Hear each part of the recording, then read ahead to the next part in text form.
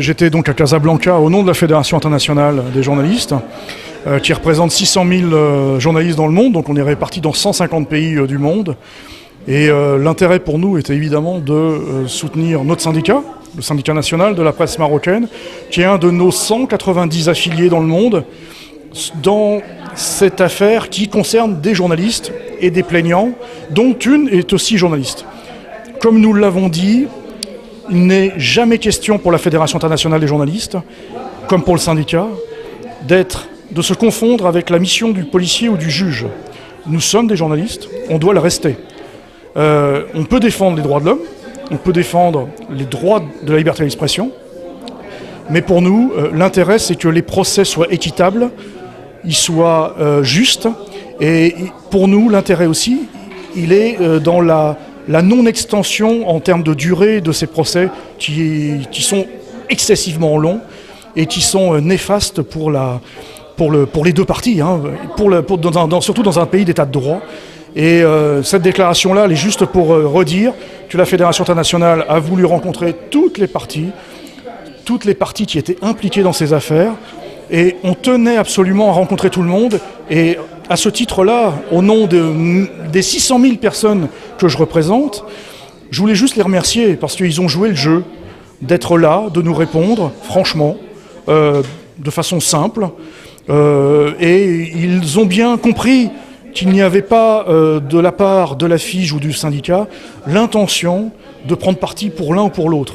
Nous, notre intention, elle est claire, ce sont les principes professionnels. À partir du moment où on touche à ces principes, on a un problème. On garde la ligne qui est la nôtre, on n'a pas de problème. بالنسبه لهذا الوضع هذا خلانا اننا نكونوا خالفين من الملفين معا، ولا في عمر الرادي ولا في الريسوني كنا مقتنعين تماما بالمبادئ التي بنينا عليها مواقفنا وبلاغاتنا. وهنا كنا نقول بضروره المتابعه بحاله صراحه، لانه كما تعلمون بالنسبه للنقابه في كثير من الاحيان لا تكون في حاله راحه حينما تاخذ موقفا معينا. كل هذه القضايا تزعجنا كجسم إعلامي ولا نرضاها لجسمنا الإعلامي، لأنها في نهاية المطاف لا تتعلق بأشياء يمكن أن يكون فيها الطرف الآخر، يعني جهة تحارب، يعني بل فيها إنسان، فيها يعني مواطن وفيها زميل، وبالتالي نجد حرجا كبيرا في أن نكيفها بطريقة أخرى. وكنا حريصين جدا على أننا لن نسقط في تسييس الملفات، وإنما يجب أن نبني مواقفنا انطلاقا من قواعد واضحة فيما يتعلق بالتقاضي لمؤسسات هي موجودة في بلدنا لا يمكن أن نتجاهلها. طيب، هذا المساء استمعتم إلى البلاغ المشترك بين النقابة الوطنية للصحافة المغربية والفيدرالية الدولية للصحفيين فيما يتعلق ب3 أيام من العمل والاشتغال على قضيتين معروضتين أمام القضاء تهم الجسم الصحفي، وهما يسمى بقضيتي الزميلين سليمان الريسوني وعمر الرادي. بطبيعة الحال هذا البلاغ يقدم أولا السياق، لأن زيارة الفيدرالية الدولية للصحفيين المغرب جاءت لأن القضية أخذت أبعادا خارج أرض الوطن، وبالتالي لا يمكن لمؤسسة تمثل حوالي 6000 عضو في 150 بلد أن لا تحضر من أجل معاينة هاتين القضيتين عن قرب.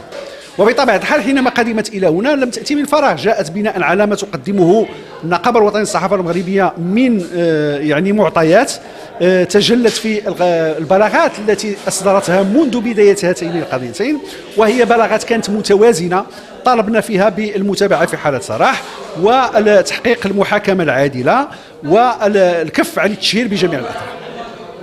وبعد 3 أيام من الإنصات، يعني المضني حوالي 25 سنة من الإنصات لجميع الأطراف، نفس القناعة التي انطلقنا منها هي التي بقيت راسخة. هناك تفاصيل كثيرة طلعنا عليها جديدة صحيح، ولكنها تضعنا أمام نفس الاتزان. ما دام الأمر يتعلق بقضيتين فيها أطراف من لحم ودم وينتمون إلى الجسم الصحفي، فالأولى أن نمنح للمؤسسة المعنية بالفصل في مثل هذه القضايا الفرصة لذلك، لكن نطالبها بأن تسيج هذا العمل بضمان الحرية، ضمان المحاكمة العادلة لجميع الأطراف. هذا ما اقتنعت به الفيدرالية كذلك، ولذلك كان البلاغ بيننا مشتركا، وهذا ما ستقوم به النقابة وتتابعه في القادم من الأيام.